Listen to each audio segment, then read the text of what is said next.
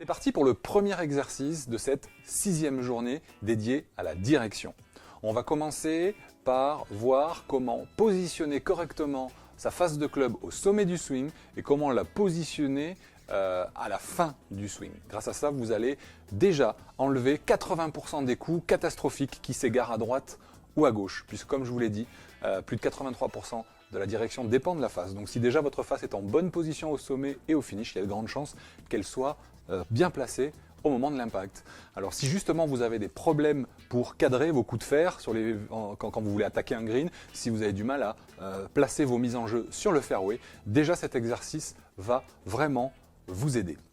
Alors comme je vous ai dit, le point le plus important dans la direction, c'est la face de club. La face de club donne la direction de départ. En clair, si votre balle part directement à droite, partant du principe bien sûr que vous êtes aligné correctement. Mais si votre balle part directement à droite alors que vous êtes aligné vers la cible, c'est que votre face au moment de l'impact était dirigée à droite. Si elle part directement à gauche, c'est qu'elle était dirigée à gauche. Donc la direction de départ de votre balle dépend de la face de club. Donc c'est essentiel de la positionner convenablement pendant le swing. Et il y a un petit exercice vraiment très simple qui va vous aider à faire ça. L'exercice pouce en dessous, mais j'y reviens tout de suite.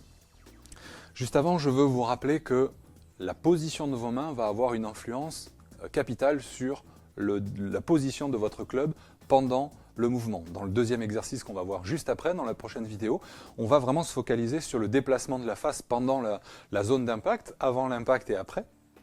Mais vous devez comprendre que si vous n'avez pas bien intégré la technique des 4 P et si vous ne l'avez pas bien travaillé, ça va influencer énormément sur la position de votre face pendant le geste. Donc partons du principe que vous avez bien travaillé, vous avez mis en place ce grip des 4 P. Le but du jeu ensuite va être d'obtenir une face square au départ. Ça vous l'avez vu avec l'exercice de la lame perpendiculaire. Je descends, j'ai une face de club perpendiculaire à ma direction, donc je suis bien.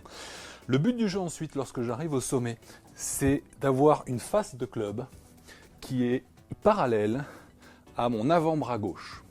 En clair, si je suis avec une pointe du club qui est vers le sol, comme ceci, et bien là, je vais arriver avec une face ouverte au moment de l'impact, si ma face de club est vers le sol. Ici, là. Si ma face de club est comme ceci, tournée vers le ciel, vous voyez la face comme ceci, et bien là ma face va arriver au moment de l'impact dirigée à gauche. Pareil au finish, si je traverse avec une face de club qui est vers le sol, ou au finish vers le ciel comme ceci, et bien là je vais partir à gauche, et si je suis dans l'autre sens, je vais partir à droite. Donc je vais vous donner un point de repère vraiment très simple pour obtenir une face de club dans la bonne position, c'est-à-dire comme je vous ai dit, une face de club qui est perpendiculaire à l'avant-bras gauche, d'accord, au lieu de comme ceci ou comme ceci. Et bien si au départ, vous avez bien pris le grip avec la paume parallèle et avec le pouce de la main du haut, donc si vous êtes droitier de la main gauche, et bien si vous montez en positionnant votre pouce sous le club, et bien votre face de club sera square. Si vous terminez avec le pouce de votre main gauche sous le club au finish, et bien votre face sera square. Une face square au finish, comme ceci, c'est une pointe du club qui est vers le sol. Une face fermée, c'est une pointe de club qui est derrière moi. Et une face ouverte, c'est une pointe de club qui est vers la cible.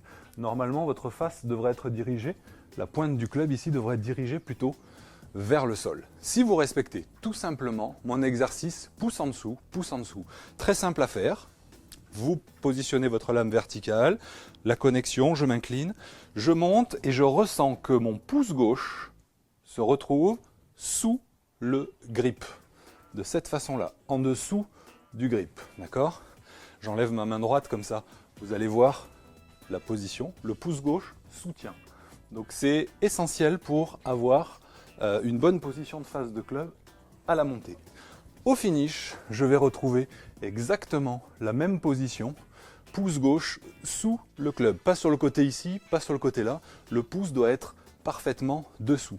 Ça garantit tout simplement une position du poignet toujours équivalente, que je sois à la montée ou que je sois au finish. Si votre poignet est toujours en position, votre face reviendra systématiquement square. Donc c'est très facile sur un coup d'essai de vous concentrer sur pouce en dessous, pouce en dessous, pouce en dessous, pouce en dessous. Voilà, vous voyez, c'est très simple, mais je vous garantis que ça va modifier considérablement votre précision et votre capacité à gérer la direction de vos drives et de vos attaques de green. Donc c'est un point de repère que vous pouvez utiliser au practice et même sur le parcours, sur vos coups d'essai, et je vous encourage à le faire dès que vous pourrez jouer sur le terrain ou sur le parcours, sur le practice. En attendant, travaillez ça chez vous et enregistrez la sensation que vous procure le pouce lorsqu'il est en dessous du grip à la montée et lorsqu'il est en dessous du grip au finish. Vous voyez, c'est très simple, mais je vous garantis que ça va changer beaucoup de choses. Passons maintenant à un exercice beaucoup plus précis au niveau de la gestion de la face du club. Je vous retrouve tout de suite dans la prochaine vidéo.